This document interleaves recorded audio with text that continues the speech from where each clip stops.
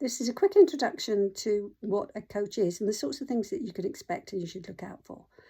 One of the things that people get confused about is the difference between coaching and mentoring.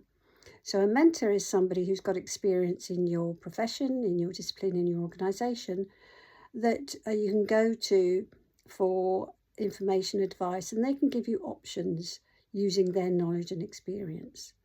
Now, a coach doesn't have to be somebody that has experience of your profession, your discipline, because their role is to generate a space, to hold that space for you so that you feel safe to explore your thoughts about an issue that you're facing and the decisions that you need to take. So coaching is not a regulated profession.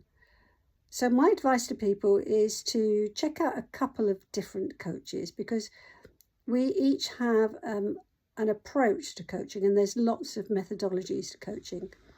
And because you're an individual and the expert in you, you need to find somebody that's going to have that rapport with you to enable you to think clearly and profoundly.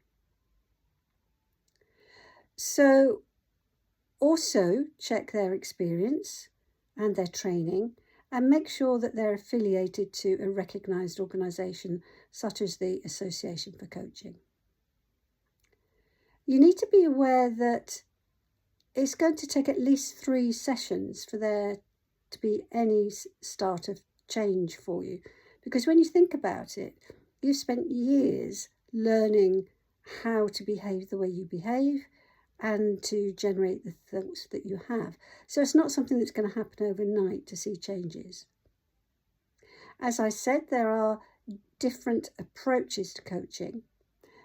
I have a variety of tools in my coaching toolkit, but I specialise in Nancy Kline's Thinking Environment and Time to Think. I'm a member of the Global Faculty, and so I coach in that methodology, and I can also train people to become thinking environment coaches. And I believe that that is one of the best ways to coach somebody, because it generates true independent thinking, generative thinking.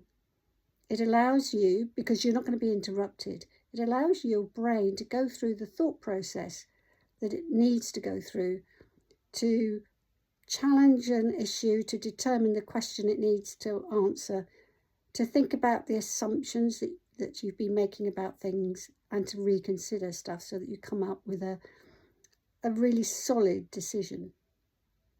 It also actually saves time doing it this way. Things that you've been worrying about for weeks, months, hours, quite often get resolved in 20 minutes when you use a thinking environment approach. So if you're interested and want to find out more, just get in touch with me. And I look forward to hearing from you.